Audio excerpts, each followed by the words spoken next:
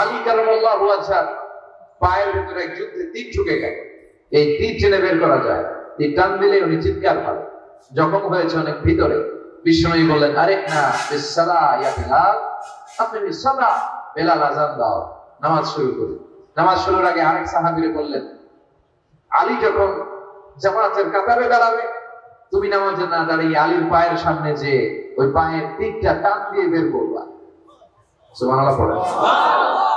একামত হলো, বিশ্বনবী সালাত শুরু করলেন। বিশ্বনবীর কথা অনুযায়ী ওই সাহাবী যে আলী কারামাল্লাহু ওয়াজহার পা থেকে টান দিয়ে তীরটা বের করে নিয়ে আসলেন, ফিনকি দিয়ে রক্ত বের হলো, জায়গাটা রক্তে সয়লা, কিন্তু সাইয়েদনা আলী কারামাল্লাহু ওয়াজহা টেরই পায়। সালাত শেষ, উনি দেখেন পায়ের মধ্যে তীর নাই, রক্তের সয়লা, যেখানে দাঁড়ালেন ওখানে খালি রক্ত। বিশ্বনবী বললেন, ও নবী, আমার পায়ের তীর কই? বিশ্বনবী বললেন, আলী রে, আমি জানি তুমি যখন যাই নামাজের জন্য দাঁড়িয়ে যাও, দিন দুনিয়ার হুশ তোমার থাকে না, তোমার হৃদয়টা এখানে থাকে না, দেহটা এখানে থাকে, হৃদয়টা চলে যায় আল্লাহর আরশের উপরে। উনাদেরও নামাজ, আমাদেরও নামাজ। সাহাবারা যখন মরুভূমিতে নামাজ পড়তেন, মরুভূমির পাখিগুলো এসে সাহাবাদের মাথার উপরে বসে যেত। পাখিগুলো মনে করতো এগুলো মরুভূমির খেজুর গাছটা চলে, কি হবে? নড়ে চড়ে না তো, আমাদের মধ্যে দাঁড়িয়ে কেন, এরকম জামা ঠিক করে না, দাঁড়াইছে তো দাঁড়াইছে। সুবহানাল্লাহ পড়েন। ইবাদতে এরকম আন্তরিকতা, একাগ্রতা দরকার আছে না নাই? বিশ্বনবীর পরে কোন নবী হবে না, কিন্তু বিশ্বনবী বললেন কিয়ামত আগে এরকম অনেক ভণ্ড নবী দাবিদার হবে। বিশ্বনবীর সময়কালে এক ভণ্ড নবী দাবিদার বের হয়েছিল, ওর নাম হচ্ছে মুসাইলামাতুল কাযযাব। এসে বলে, মুহাম্মদ আন-নবুওয়া নিসফুল্লাকা ওয়া নিসফুল্লি, তুমি একা নবী নও, নবুয়ত অর্ধেক তোমার অর্ধেক আমার, আমারটা আমরা বুঝায় দাও। বিশ্বনবী বললেন, তোরে বুঝাই দেবো, আনতা লাস্তা মুসাইলামা ফাকাত, আনতা মুসাইলামাতুল কাযযাব। আজ থেকে তুই শুধু মুসাইলামা না, তুই ভণ্ড মুসাইলামা, তুই মিথ্যাবাদী মুসাইলামা। বিশ্বনবীর পরে এরকম আলজিরিয়াতে অনেক ভণ্ড নবী দাবিদার বের হয়েছে। এই যে ভারতবর্ষের ইন্ডিয়া পাকিস্তান, এখানে পাঞ্জাব একটা এলাকা আছে, নাম শুনছেন? গোলাম মির্জা গোলাম আহমদ কাদিয়ানী, এই বেয়াদবটাও নবুয়ত দাবি করেছে। নাউজুবিল্লাহ পড়তে পারলেন না? সে প্রথমে দাবি করছে আমি শেষ নবী, এরপরে সে দাবি করছে আমি ইমাম মাহদী, এরপর সে দাবি করছে আমি ঈসা আল মাসীহ। এই ভণ্ডটার অনুসারী বাংলার জমিনে আছে না নাই? এদেরকে রাষ্ট্রীয়ভাবে কাফের হিসেবে আখ্যা দেওয়ার দরকার আছে না নাই? এত আন্দোলন হয়, এত কথা হয়, কিন্তু সরকারের টনক নড়ে না। এদেরকে রাষ্ট্রীয়ভাবে কাফের হিসেবে ঘোষণা দিতে হবে, সার্কুলার জারি করে চিল্লায় বলেন ঠিক কিনা? এরা মুসলমান নয়, কারণ আপনি শুধু লা ইলাহা মানলেই মুসলমান হতে পারবেন না, মুমিন হতে পারবেন না। বিশ্বনবীর উপর সাক্ষী দেওয়ার দরকার আছে না নাই? বিশ্বনবী শেষ নবী, ওনার পরে কোন নবীও আসবে না, কোন রাসূলও আসবে না, চিল্লায় বলেন ঠিক কিনা? এই বেয়াদবটা পায়খানা করতে যায়, টাঙ্কি ভাঙ্গা বইয়ের টাঙ্কিতে পড়ে বসছে, শত শত বছরের ময়লা পায়খানার মধ্যে জমা। গু খাইতে খাইতে পেট হয়েছে তো আর পারে না, আল্লাহকে খাওয়া, জন্মের খাওয়া। নবীরা যেখানে মারা যায়, নবীরা নিজে পবিত্র, যেখানে মরে ওই জায়গাটাও কিন্তু বেয়াদবটা কই মরছে? হ্যাঁ, বাথরুমের টাঙ্কির ভিতরে। তো মেথর নিয়ে আসা হয়েছে, মেথর ভাইরা এসে রশি দিয়ে এটা উঠায়, কিছুদূর ওঠার পরে এত ওজন, রশি ভাইকে আবার দশ করে পড়ে, আবার উঠায়, আবার আল্লাহকে জন্ম তো গু খাইয়া নেয়। বিশ্বনবীর সাথে বেয়াদবি করেছিস, তোর ইজ্জতের 12টা আমি বাজায় দিলাম, চিল্লাই করে ঠিক কিনা? যারাই বিশ্বনবীর সম্মান নিয়ে ছিনিমিনি খেলেছে, তাদের রেহাই দুনিয়াতেও নাই, আখিরাতেও না। এই মুসাইলামা দুনিয়াতেই অপমানিত হয়েছিল।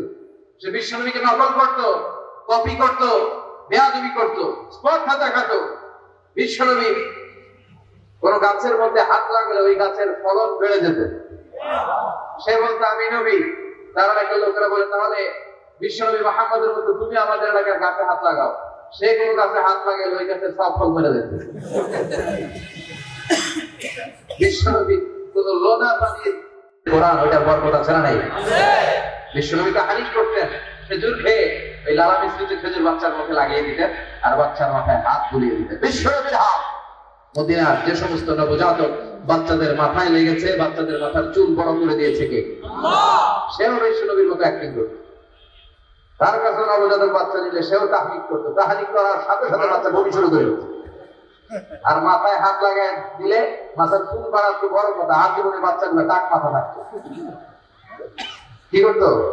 টাক মাথা। তার মানে বেয়াদবির পরিণাম, অপমান দুনিয়া থেকেই শুরু হয়ে যায়। বিশ্বনবী বললেন এই ভণ্ডদের আবির্ভাব শুরু হবে। আমাদের এই সমাজে ভণ্ড আছে না নাই? দুধের বান্দা কালমা চোর, না পায় শ্মশান না পায় ঘোর, দিন থাকিতে আইরে পথে ছাইড়া দে ভণ্ডামি, ভণ্ডামি ভণ্ডামি ভণ্ডামি, ছাইড়া দে ভণ্ডামি। নামাজ কালাম পড়ে না, ইবলিস শয়তানের নানা। আছে না এরকম? ইসলামের লেবাস লাগায়, দাড়ি রাখে, চুল বড় রাখে, জট পাকায় রাখে, রোজা নাই, নামাজ নাই, পরিচ্ছন্নতা নাই, আতর নাই, গোসল নাই। আছে না নাই? এরকম ভণ্ড পীর আছে না নাই? হক্কানি পীর যারা, তাদের বিরুদ্ধে আমার কোনো কথা নাই, কারণ এদেশে অনেক লক্ষ লক্ষ হিন্দুরা এই হক্কানি পীরদের হাতে হাত রেখে কালিমা পড়ে মুসলমান হয়েছে। তাদেরকে আমরা সাপোর্ট করি। আমাদের বিরুদ্ধাচারণা হুঙ্কার হচ্ছে ভণ্ডদের বিরুদ্ধে। এই দেশে এত ভণ্ড পীর, এই দেশে যত ভণ্ড পীর আছে অনেক দেশের জনসংখ্যা এত না। কথা বলেন? অনেক ভণ্ড পীর আছে সারা বছর নাকি গোসল করেন, বছরে করে একবার ওই গোসলের পানি মুরিদরা খেয়ে সব সবার। আছে না নাই? এগুলোর সাথে আমাদের কোনো সম্পর্ক। বিশ্বনবী বললেন এরকম ভণ্ডদের আবির্ভাব সমাজে হবে কিয়ামতের আগে। এই আলামতটা সমাজে আছে না নাই? দেখেন বিশ্বনবী যাই বললেন অক্ষরে অক্ষরে মিলে যায়। এরপরে বিশ্বনবী ফরমান কাসরাতুল হারাজ, কিয়ামতের আগে হারাজ বেড়ে যাবে। সাহাবারা বললেন ওমাল হারাজ ইয়া রাসূলুল্লাহ, হে নবী হারাজ কি? বিশ্বনবী বললেন হাদা ওয়াল হারাজ, হাদা ওয়াল হারাজ। কি বুঝলেন? মারামারি, কোপাকুপি, যুদ্ধ। আছে না নাই? আমরা কি যুদ্ধ চাই?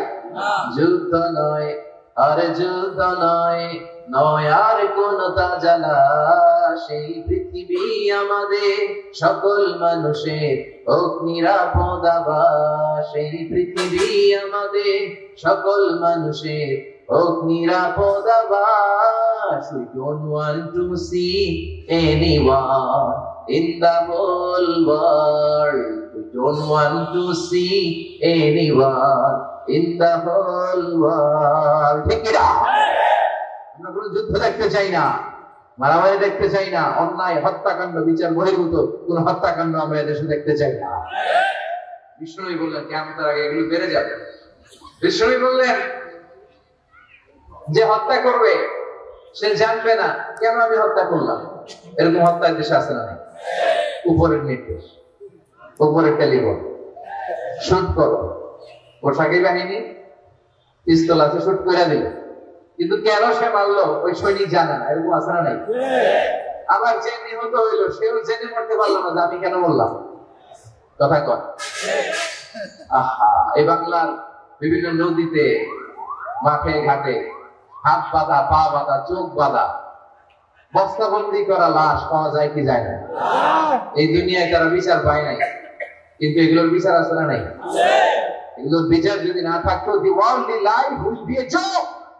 এই পৃথিবীটা একটা জোকিং হইতো, জোকিং। জোক করার জন্য আল্লাহ পৃথিবী বানায় না। যেগুলোর বিচার এই জমিনে আমরা পাই নাই, সেগুলোর বিচার আখিরাতে হবে। সেদিন হবে আসল বিচার, সেদিন হবে ফাইনাল খেলা। সেদিন হবে কি খেলা? বিশ্বাস হয়? অপেক্ষা আছে না নেই? সবগুলোর বিচার হবে ইনশাআল্লাহ। পড়ে আপনার জমি মেরে খাইছে, দুনিয়ার বিচার পান নাই, আহকামুল হাকিমিনের বিচার আছে না নাই? আপনাকে অন্যায় ভাবে আঘাত করেছে, দুনিয়ার লোকে বিচার পান নাই, আখিরাতে বিচার আছে না নাই? বিশ্বনবী বললেন এই মারামারিটা বেড়ে যাবে কিয়ামতের আগে। এখন দেখেন খালি মারামারি, কোপাকুপি। 2 টাকার টেম্পু ভাড়া লইয়া একজন একজন মেরা ফেলেছে। কয় টাকা? নাউজুবিল্লাহ পড়বেন না? আল্লাহ এই ফিতনা থেকে তুমি আমাদের বাঁচাও। এরপর বিশ্বনবী বললেন দিয়াউল আমানা, কিয়ামতের আগে আমানতের খেয়ানত হবে। এটা আমাদের সমাজে আছে না? বিশ্বনবী বললেন কিয়ামতের আগে আমানতের খেয়ানত হতে থাকবে। ইদা দুইয়াতিল আমানাতু ফান্তাযিরিস সাআ। আমরা প্রশ্ন ছুড়ে দিলেন ইয়া রাসূলুল্লাহ, মাতা সাআ, কখন কিয়ামত হবে? বিষ্ণু বলেন ইদা দুইয়াতিল আমানা, যখন আমানতের খেয়ানত হবে তখন কিয়ামত হবে। সাহাবী আবার প্রশ্ন তুললেন, কাইফা ইদাআতুহা ইয়া রাসূলুল্লাহ, হে নবী আমানতের খেয়ানত কেমন করে হবে?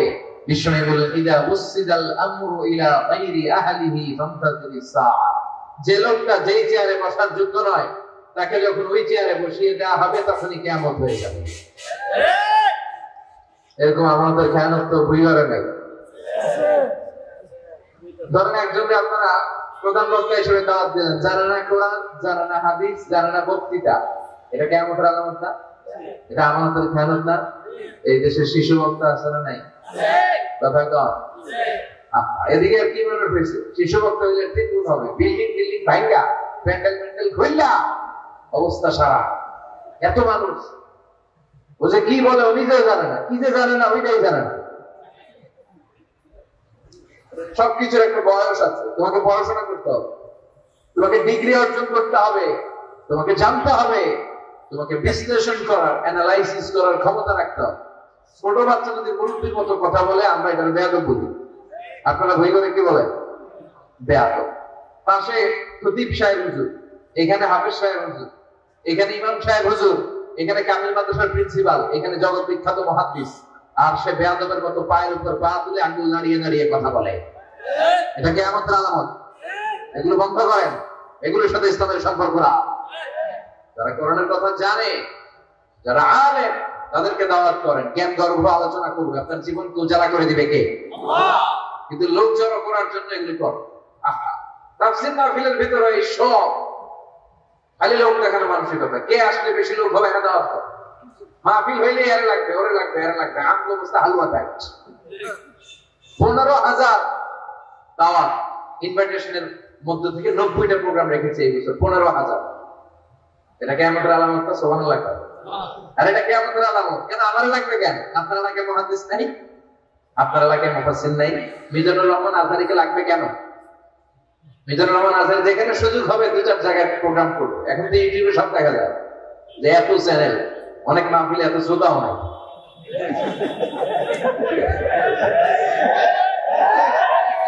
কথা কর। এখন কোথাও যেতে পারি না। আজকে এয়ারপোর্ট থেকে আসার পথে, এয়ারপোর্ট থেকে বের হইতে লাগতেছে আধা ঘন্টা। লোকজনের দাবি হচ্ছে হুজুর সেলফি তুলবো,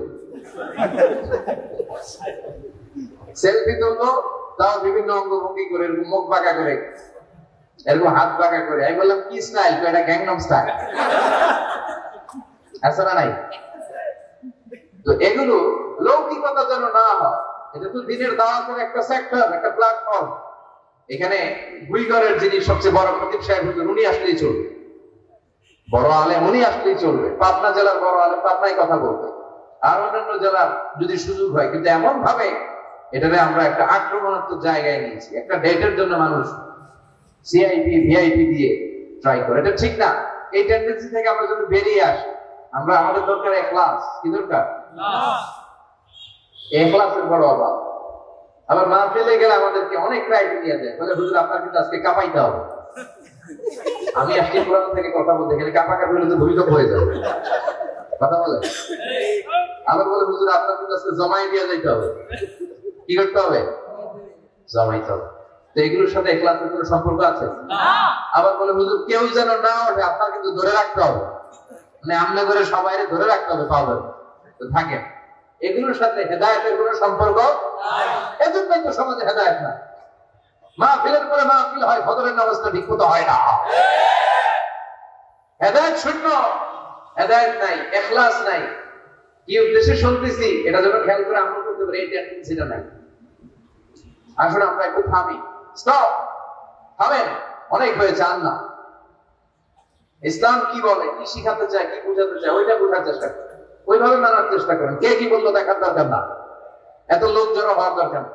আজকে যদি চ্যানেল একটাও না থাকতো, 10 জন বসে যদি আমার কথা শুনতো, কোনো সমস্যা আছে? কথা বলেন। এই জন্য হেদায়েতটা সবচেয়ে বেশি জরুরি, ইখলাসটা জরুরি, আল্লাহর প্রতি ভয়, আস্থা, ভালোবাসা, এটা বেশি জরুরি। আল্লাহ তুমি ইখলাস দিয়ে আমাদের হৃদয়টাকে পূর্ণ করো।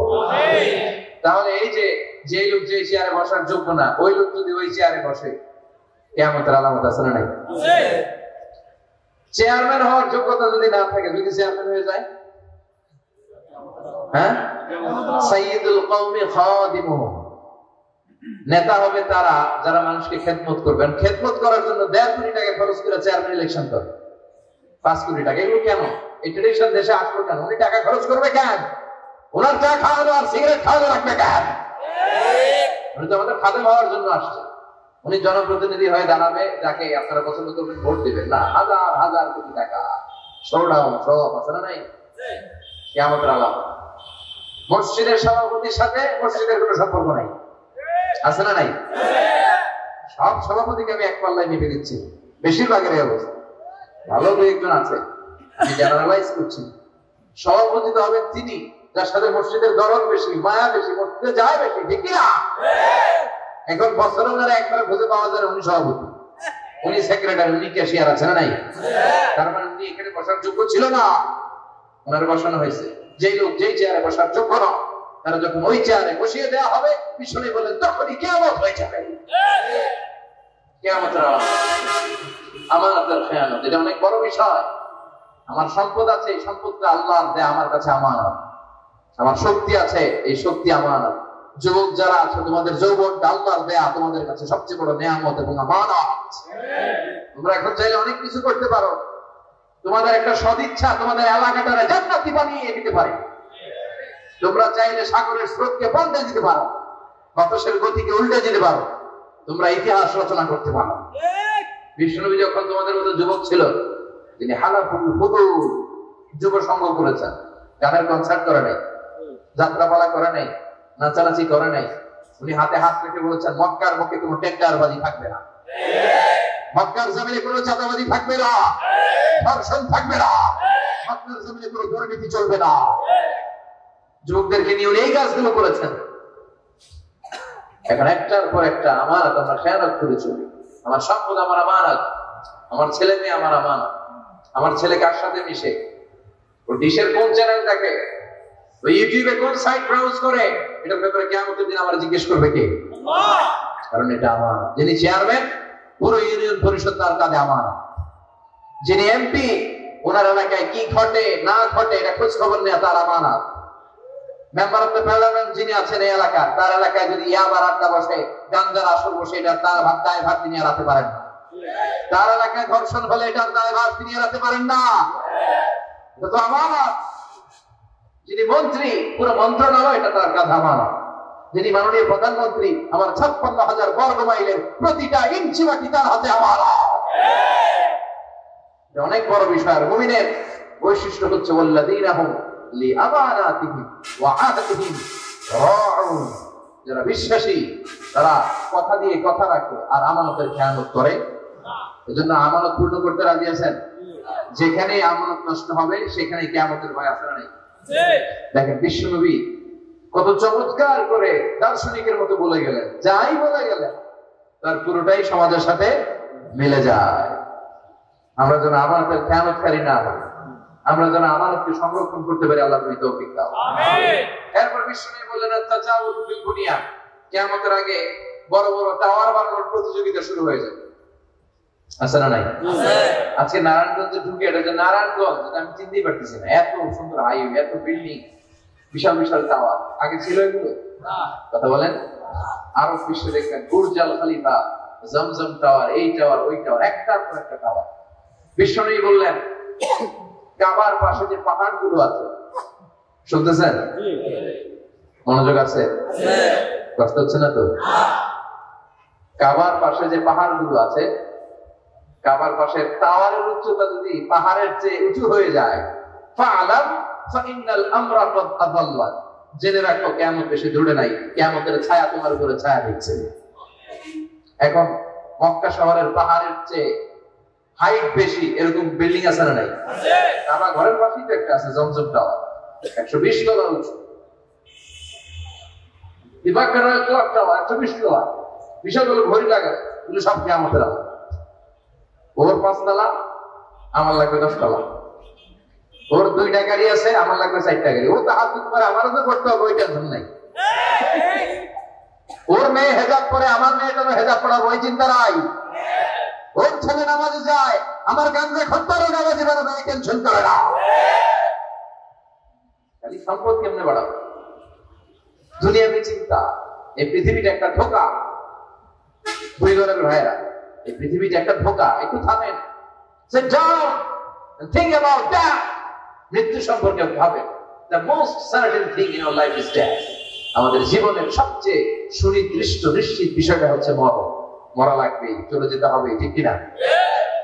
দুনিয়ার মায়াজালে আটকে পড়ে আমরা আখিরাতকে, মৃত্যুকে বেমালুম ভুলতে বসেছি। বিষ্ণু বললেন কিয়ামতের আগে মানুষের টেন্ডেন্সি হবে, মানুষ বড় বড় ইয়াতাতাওয়ালুনা ফিল দুনিয়া, people will start to compete constructing high rises building in the cities. সমাজে বড় বড় টাওয়ার বানানো শুরু করে দেবে। এটা আছে না নাই? এরপর বিষ্ণু বললেন দুহুরুন নিসা আল কাসিয়াত আল আরিয়াত আল মাইলাত আল মুমিলাত, কিয়ামতের আগে পোশাক পরিহিতা নেকেজ উলঙ্গ নারীদের সংখ্যা বেড়ে যাবে। দুই ঘরে মাশাআল্লাহ সব পর্দা মেইনটেইন করে আসা করি, হ্যাঁ স্থানীয়রা পর্দা করে, আলহামদুলিল্লাহ, আল্লাহ তুমি কবুল করো।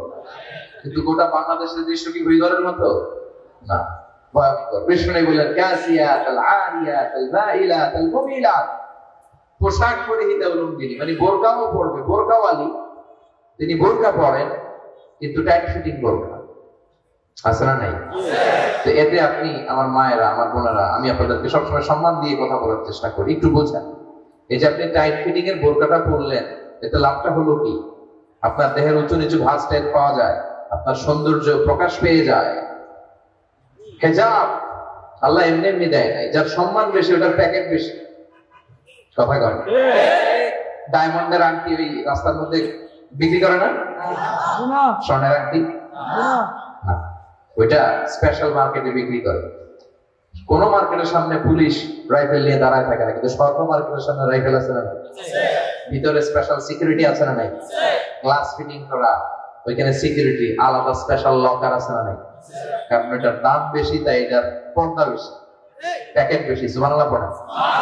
নারীদেরকে তো ইসলাম মর্যাদা দিয়েছে।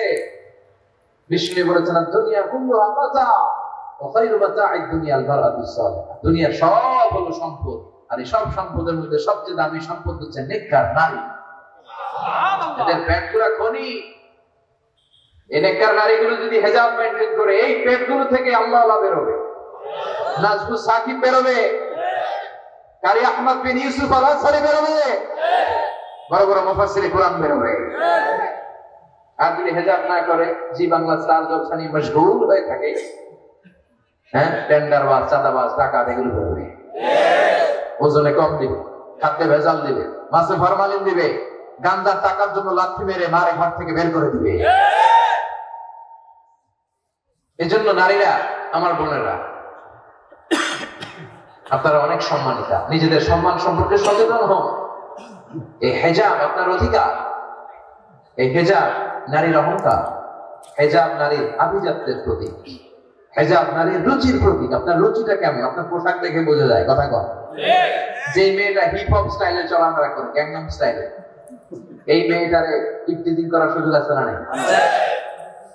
কিন্তু যে হিজাব মেইনটেইন করে যেই নারীরা চলে, এদেরকে দেখলেই একটা সম্মান চলে আসে।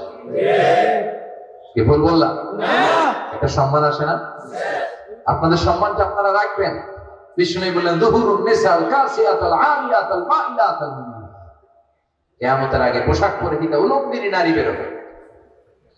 লা ইয়াজিদনা রিহাহা লা ইয়াদখুলনাল জান্নাতা ওয়া লা ইয়াজিদনা রিহাহা, এই নারীগুলো জান্নাতে তো প্রবেশ করবেই না, জান্নাতের ঘ্রাণও নাকে লাগবে না।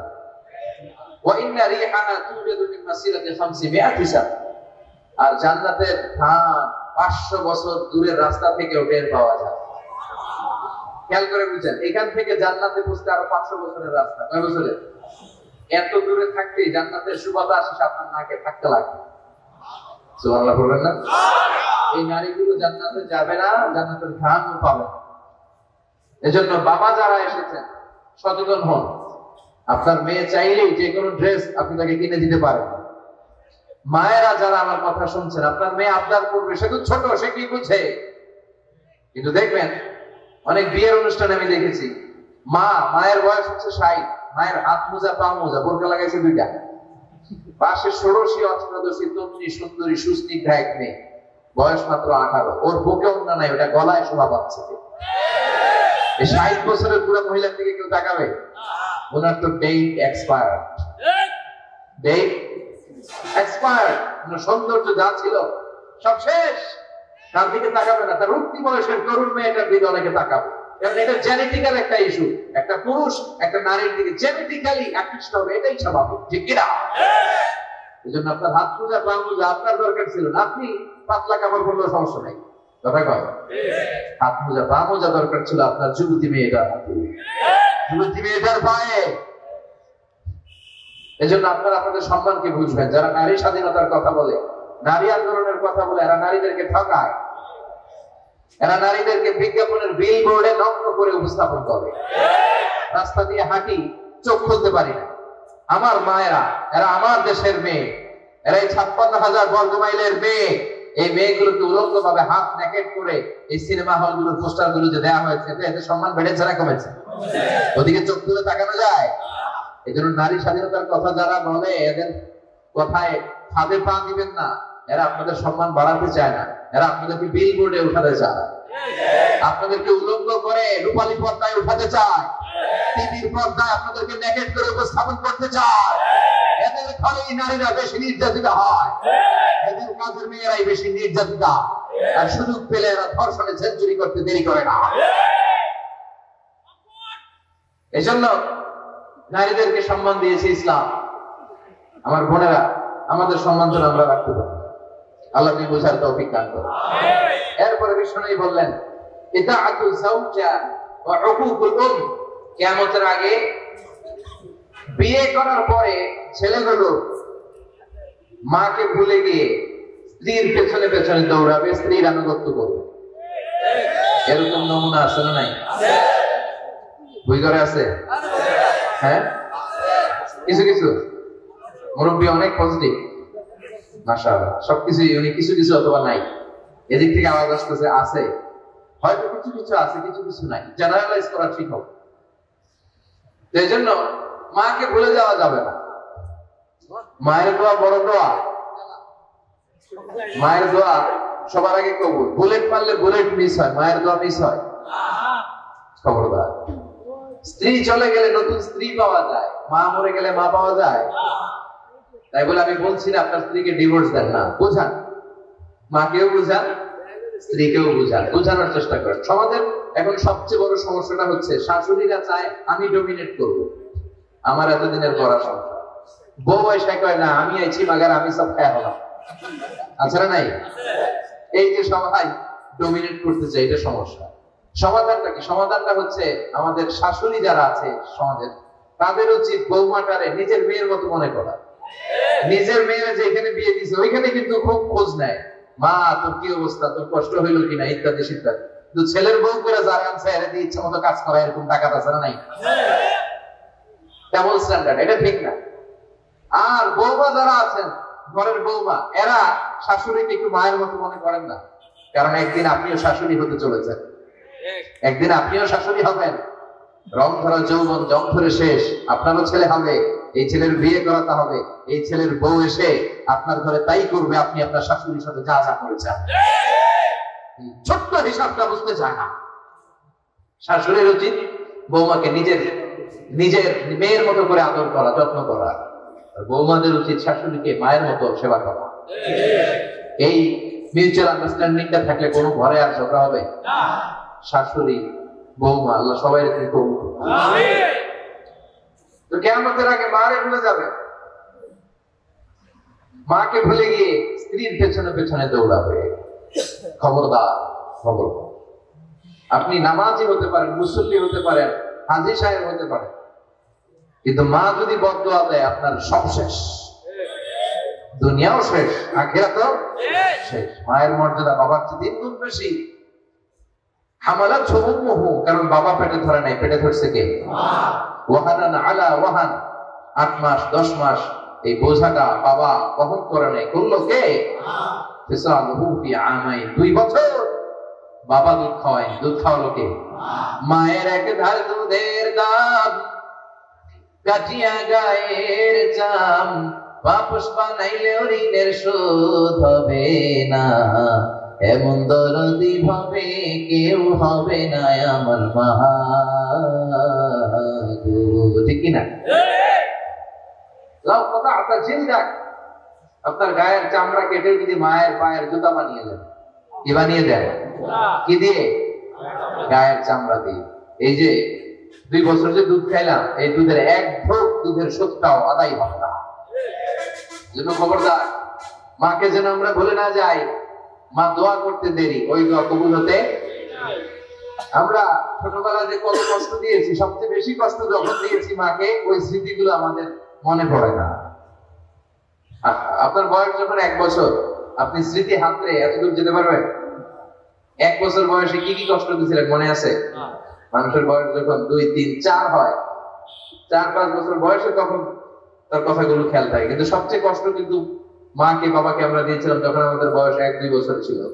আর মায়ের পেটের ভেতরে যখন ছিলাম তখনও কষ্ট দিয়েছি কি দেই নাই? এক একটা লাথি যখন মেরেছে আমার মাকে হুশ হয়ে যেত।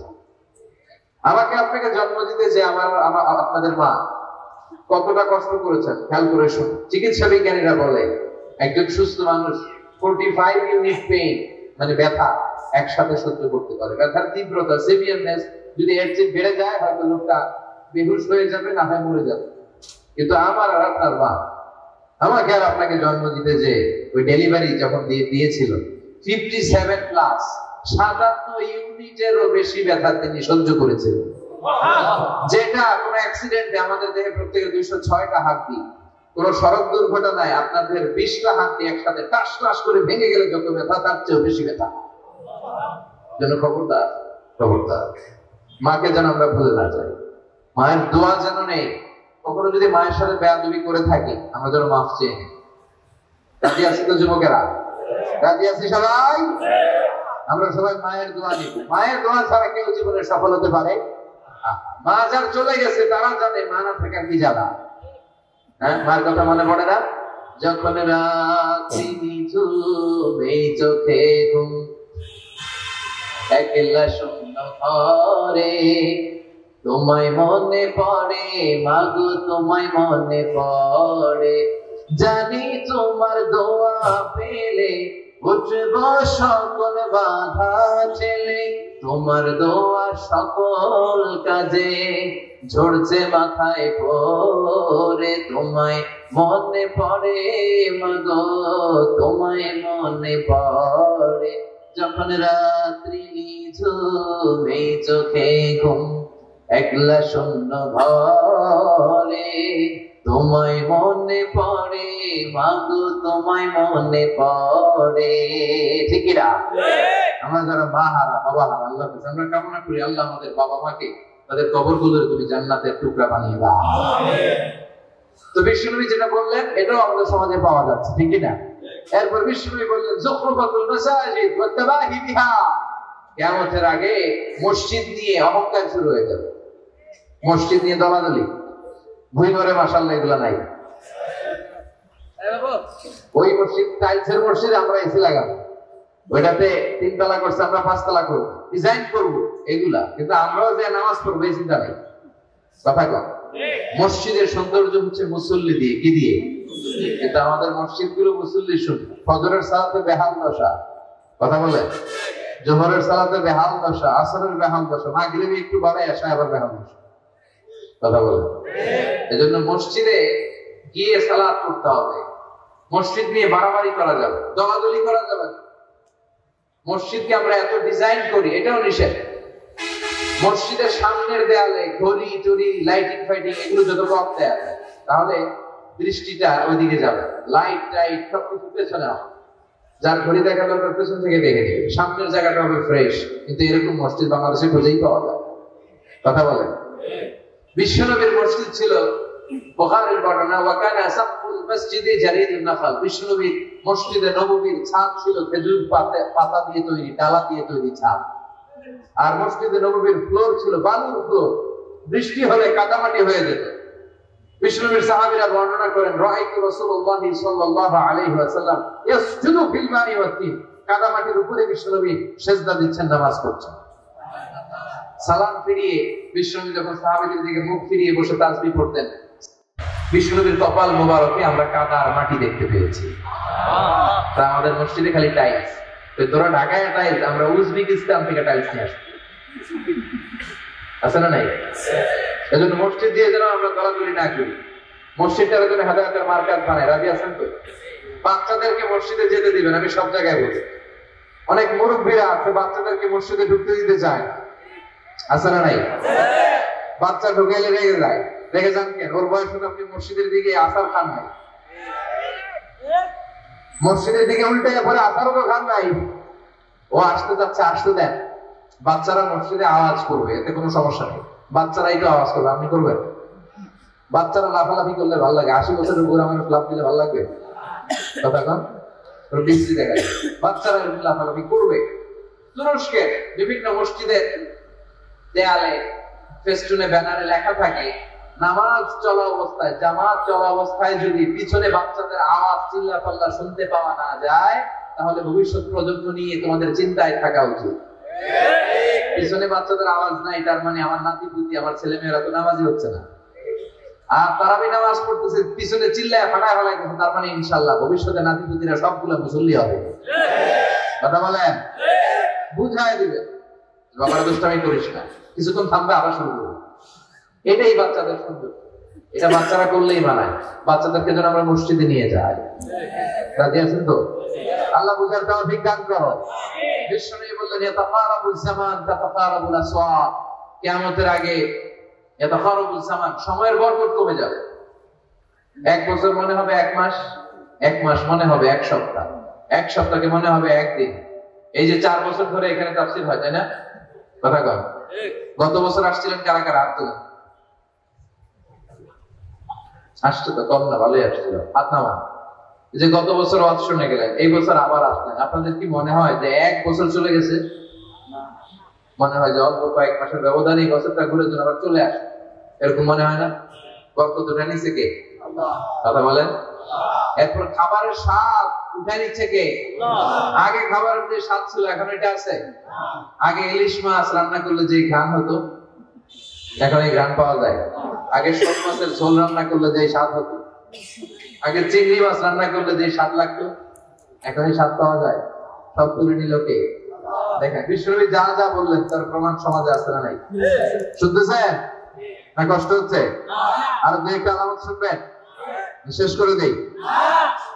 শুনবেন আর কয়েক মিনিট? বিশ্বনবী বললেন, তাসলিমুল খাসা, কিয়ামতের আগে লোকজন শুধু পরিচিতদেরকে সালাম দিবে, অপরিচিতদেরকে সালাম দিতে চাইবে না। এরকম আছে না নাই? মুরব্বী চাচারে চিনি, চাচা আসসালাম, চিনি আসসালাম, এদিকে চিনি সালাম। কিন্তু অন্য একটা এলাকায় গেছি, ওখানে কাউরে চিনি না, সালামও দেয়। বাসে উঠছেন, কাউরে চিনেন না, সালাম দেন, এরকম আছে না নাই? তো সালাম কি যাদেরকে চিনেন এদের জন্য? কথা কর। আলা মান আরাফতা ওয়া মান লাম তা'রিফ, যাকে চিনো সালাম দাও, যাকে চিনো না তাকেও দাও। আল বাদিউ বিস সালাম, বিশ্বনবী বললেন আগে আগে দাও। আল বাদিউ বিস সালাম বারিউম মিনাল কিবর, আগে আগে যে সালাম দেয় তার হৃদয় থেকে অহংকার মুক্ত করে দেয় কে? আল্লাহ। অহংকার মুক্ত হওয়ার দরকার আছে না নাই? যার হৃদয়ে যারা পরিমাণ অহংকার থাকবে সে জান্নাতে প্রবেশ করতে পারবে না। কথা বলে? এজন্য আমরা আগে আগে সালাম দেই। পরিবারের ভাইয়েরা ছোটরা বড়দেরকে দিব, বড়রা ছোটদেরকে দিব, হাজবেন্ড ওয়াইফকে দিব, ওয়াইফ হাজবেন্ডকে দিব। রাজি আছেন তো? আজকে যারা স্বামী যারা আসছেন বাড়িতে যে এই ভাবির আগে সালাম দিবেন। রাজি আছেন? কথা কয় না, আওয়াজ ছোট হয়ে গেছে, পারা যাবে? আপনি আগে সালাম দিবেন, এটা দেখে আপনার স্ত্রী লজ্জা পেয়ে আপনার আগে দিবে, এগুলো দেখে বাচ্চারা সালাম শিখে ফেলবে। সুবহানাল্লাহ করবেন না? আমরা কি চাই না আমাদের ফ্যামিলি গুলো সুন্দর হোক?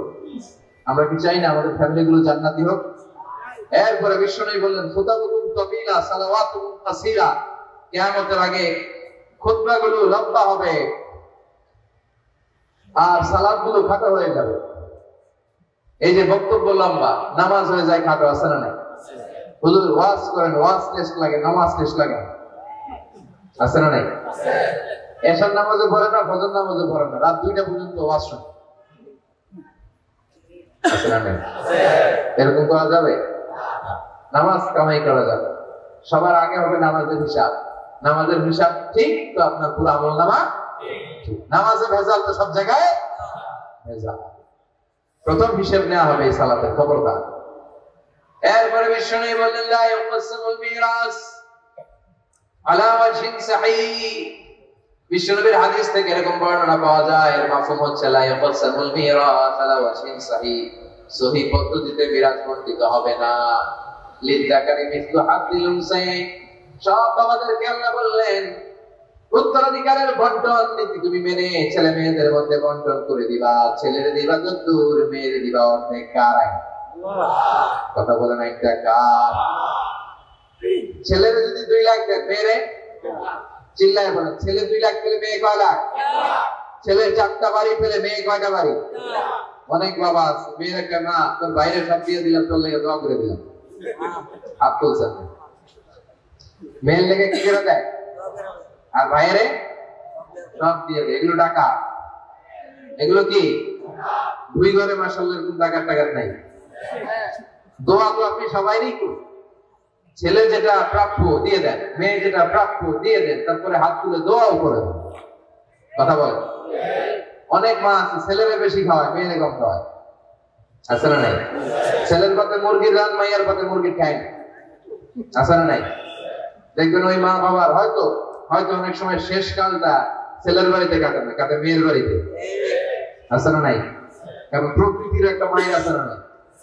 শেষ মাইটা আল্লাহ দিন, শেষ মাইটা কার? আল্লাহ ছাড় দেয়, ছেড়ে দেয়। আল্লাহ কি দেয়? কি দেয় না? আল্লাহ সব মনে থাকে। আল্লাহ শেষ খেলাটা খেলে দিবে, চিল্লায় বলে ঠিক না? বাবা মা যারা আছেন সাবধান, উল্টাপাল্টা করেন না। এগুলো নিয়ে কত বিচার যে আমাদের কাছে আসে, কত মাসালা যে আসে, কেন করেন এগুলো? সমানভাবে আপনি ইনসাফ করেন, কিয়ামতের দিন আপনার বিচার করার সময় আল্লাহ আপনার উপর ইনসাফ করবে। আপনি ঠকাবেন, আল্লাহ আপনার যত গোষ্ঠী উদ্ধার করে ছাড়বে। তিনি ভুলে যান না, তিনি ছাড় দেন, ছেড়ে দেন না। এজন্য মিরাসের যে বন্টন পদ্ধতি, আমরা যেন ইসলামের দেয়া পদ্ধতি অনুসরণ করি। আল্লাহ তৌফিক দান। কিয়ামতের আগে ভূমিকম্প বেড়ে যাবে, আছে না নাই? কিয়ামতের আগে আত্মহত্যা বেড়ে যাবে, আছে না নাই? কিয়ামতের আগে ঢোল বাদ্য নাচানাচি বেড়ে যাবে, আছে না নাই? বাংলা মায়ের একতারা সুর কতই ভালোবাসি, দোতারা সুর কতই ভালোবাসি, বাজারে ঢোল বাজারে বাসি। বিশ্বনবী বললেন বহিস্তু আন উকাসসিরাল মাযা, আমি ঢোল বাদ্য তবলা হারমোনিয়াম এগুলোকে ভেঙে মাটির সাথে গুঁড়িয়ে দেওয়ার জন্য এসেছি। আর ওই নবীর উম্মতকে বাজারে ঢোল বাজারে বাসি, আছে না নাই? ঢোল বাদ্য বাজানো যাবে? এই হাই বিটের মিউজিক আপনি শুনলে আপনার অন্তরে নেফাকি তৈরি হবে। নামাজে মজা পায়, হুজুর নামাজে মজা পায়। তুমি আজীবন শোনো কুচ কুচ হোতায়, তুমি নামাজে মজা পাইবা কেমনে? আজীবন শুনে কি কুচ কুচ হোতায়। এখন নামাজে মজা পায় না, জিকির করে মজা পায় না, তেলাওয়াতে মজা পায়, মজা নাই, মনোযোগ নাই। হৃদয়টাকে যে তুমি শয়তানের আখড়া বানিয়েছো, তুমি সালাতে প্রশান্তি পাবে কি করবে? এজন্য এই মিউজিক্যাল ইনস্ট্রুমেন্ট থেকে দূরে থাকতে হবে। এগুলো অন্তরে নেফাকি তৈরি করে। আপনি দফ বাজাতে পারবেন? দফ চিনেন? ঢোলের 2 দিক আটকানো, দফের একদিক আটকানো, একদিক খোলা। এটা বাজিয়ে আপনি নাশিদ পরিবেশন করতে পারবেন, সমস্যা নেই। বিশ্বনবী বিয়ের ক্ষেত্রে বলেছেন আ'লিনু আন-নিকাহ বিদ-দুফু, এই দফ বাজিয়ে দফের ব্যান্ড পার্টি করে বিয়ের ঘোষণা দিয়ে দাও। ঈদের দিন বিশ্বনবী শোয়া কিন্তু ছোট্ট মেয়েরা এসে দফ বাজিয়ে নাচ গান করতেছে, ছোট মেয়েরা। সাইয়েদনা আবু বকর দেখে রেগে গেলেন, আবিসমাউ শাইতানি ফি বাইতি রাসূলিল্লাহ, আল্লাহর নবীর ঘরে শয়তানের বাচ্চা। বিশ্বনবী বললেন দাহু ইয়া আবু বকর, আবু বকর রাখো, ইন্না লিকুল্লি কওমিন ঈদ, সব জাতির একটা ঈদের অনুষ্ঠান আছে, হাদা ঈদুনা, আজকের দিনটা আমাদেরই ঈদ। বাচ্চাদেরকে একটু আনন্দ উৎসব করতে হবে। এই দফ বাজালে কোনো ক্ষতি নাই। বিশ্বনবী মক্কা থেকে যখন মদিনায় হিজরতে গেলেন, কোন পথ দিয়ে আমার নবী আসবে জানার জন্য মদিনার ছেলেমেয়েরা পাগল হয়ে গেল। ওই পথে দফ নিয়ে দাঁড়িয়ে রইল। বিশ্বনবী সাইয়েদনা আবু বকরকে নিয়ে আগমন করলেন। ওরা তালা আল বাদরু আলাইনা বলে বিশ্বনবীর ওয়েলকাম জানালো। সুবহানাল্লাহ পড়েন। তালা আল বাদরু আলাইনা মিন সানিয়াতিল ওয়াদা وجب الشكر علينا ما دعا لله داء أيها المبعوث فينا جئت من أمر المطاب جئت شرفت المدينة مرحبا يا خير داء طلع البدر علينا من ثنيات الوداع وجب الشكر علينا ما دعا لله داء পড়েন আল্লাহু আকবার। আমরা যেন এই সুস্থ সংস্কৃতির প্রচার প্রসার করতে পারি। ইসলাম বিনোদনের নিষেধ করে নাই, কিন্তু বিনোদন শুড বি হালাল বিনোদন, ঠিক কিনা? আপনি অসুস্থ সংস্কৃতির চর্চা করলে ওইটা আল্লাহ অ্যাকসেপ্ট করবে না। সংস্কৃতিটা হতে হবে সুস্থ সংস্কৃতি। আল্লাহ তুমি তৌফিক দাও। বিষ্ণু যা যা বললেন দুই ঘরের ভাইয়েরা, তার প্রতিটি আমাদের আশেপাশে চোখের সামনে পেছনে আছে না নাই? ফিতনার যুগ, কিসের যুগ? এই যুগে আমাদের খেয়ালত হবে, এই যুগে নারীরা বেপরদা হয়ে চলাফেরা করবে, এই যুগে নিজের ঈমান বাঁচানো কঠিন হয়ে যাবে। এই কঠিন বিপদের সময় আমাদেরকে বাঁচাতে পারে দুইটা জিনিস। কয়টা জিনিস? চিল্লায় বলেন কয়টা? দুইটা জিনিস শুধু আমাদেরকে বাঁচাতে পারে। এক হচ্ছে আল্লাহর কোরআন, দুই হচ্ছে বিশ্বনবীর সুন্নাহ, ঠিক কিনা? এই দুইটা জিনিসকে মারির দাঁত দিয়ে আঁকড়ে ধরে রাখতে হবে, তাহলে সে পথভ্রষ্ট হওয়ার কোনো সুযোগ। This Quran and Sunnah, our way to Jannah, ঠিক কিনা? আওয়াজ করে আমার সাথে পড়েন, কোরআন and Sunnah, our way to Jannah, আওয়াজ বাড়ায় দেন, পড়েন কোরআন and Sunnah, our way to Jannah। এই কোরআন সুন্নাহ আপনাকে জান্নাতের ওয়েতে উঠায় দেবে, রাস্তায় উঠায় দেবে। এই কোরআন সুন্নাহর সাথে যেন আমরা সম্পর্ক বাড়াই, তাফসীর মাহফিলগুলোতে যেন বেশি বেশি যাই, এলাকায় যেন ইসলামী হালাকা তৈরি করি, প্রশ্নোত্তর পর্ব তৈরি করি, যাতে করে নিজেরা যেন সমৃদ্ধ হই, কোরআন সুন্নাহর সাথে যেন সম্পর্ক বাড়াতে পারি। আল্লাহ তুমি তৌফিক দাও, আমিন। আর জোরে করে আমিন। যারা এই লম্বা সময় আমার বক্তব্য শুনলেন সবাইকে আমি আন্তরিকভাবে শুকরিয়া জানাই। যারা এই প্রোগ্রামের অ্যারেঞ্জ করেছেন তাদেরকে আমি শুকরিয়া জানাই। এই যে শুরু হয়েছে ওঠা বসা, বসেন, এগুলো আপনারা শিখছেন কোথায়? 2 ঘন্টা আলোচনা শুনে এরপরে ওঠা বসা শুরু করে। এই কথাগুলো আমরা বলি, এত পরিবর্তনের কথা বলি, শৃঙ্খলায় যদি শিখতে না পারলাম তাহলে কি ইসলাম শিখলাম? ইসলাম তো শৃঙ্খলার অপর নাম, ঠিক কিনা? শৃঙ্খলা নাই, ওখানে ইসলামের কিছুই পালন হয় না, ঠিক কিনা? বসুন, আমরা একসাথে বিদায়। যতগুলো কথা বলেছি কোরআন সুন্নাহর আলোকে বলেছি, বানিয়ে বলি নাই। তারপরে আমার মনের অজান্তে কোনো মিস ইনফরমেশন যদি আমার মুখ ফসকে বেরিয়ে যায়, সেগুলো যেন আল্লাহ তাআলা আমাদের স্মৃতিপট থেকে মুছে দেয়, আমরা পড়ি আমিন। সত্য, সুন্দর, কল্যাণকর, হকের পক্ষে যা বলেছি তার সবটুকু যেন আল্লাহ তাআলা প্রথমে আমাকে আমলের তৌফিক দান করে এবং আপনাদের সবাইকে আমলের তৌফিক দান করে, আমরা পড়ি আমিন। আমাদের এই সময় ব্যয় করাটা, গভীর রাত পর্যন্ত বসে রইলাম, এটাকে যেন আল্লাহ আমাদের নাজাতের ওসিলা বানায়। আল্লাহ যেন আমাদের হৃদয়টারে নরম করে, আল্লাহ যেন আমাদের গুনাহগুলো মাফ করে, আমরা যেন ইসলামের পথে আরো এক ধাপ এগিয়ে যেতে পারি। আল্লাহ তৌফিক দান করো। আমাদের ঘরগুলোরে আল্লাহ তুমি জান্নাতের বাগান বানাও। শাশুড়ি বউয়ের মধ্যে যে দ্বন্দ্ব, এগুলো দূর করো। আমাদের ছেলে মেয়েগুলোরে মানুষের মতো মানুষ বানাও। আমরা যেন আব্বা আম্মার খেদমত করতে পারি, দোয়া দিতে পারি, তৌফিক দাও। আল্লাহ যুবকদেরকে তুমি সাইয়েদনা ওমর ফারুকের মতো, সাইয়েদনা হামজার মতো কবুল করো। দুই ঘর কাজে করা যুব সমাজ এলাকাবাসীকে আমি আবারও আন্তরিক ধন্যবাদ এবং শুকরিয়া জানিয়ে আমার বয়ান শেষ করছি। সুবহানাকাল্লাহুম্মা ওয়া বিহামদিকা আশহাদু আল্লা ইলাহা ইল্লা আনতা আস্তাগফিরুকা ওয়া আতুবু ইলাইক। আল্লাহুম্মা আমিন।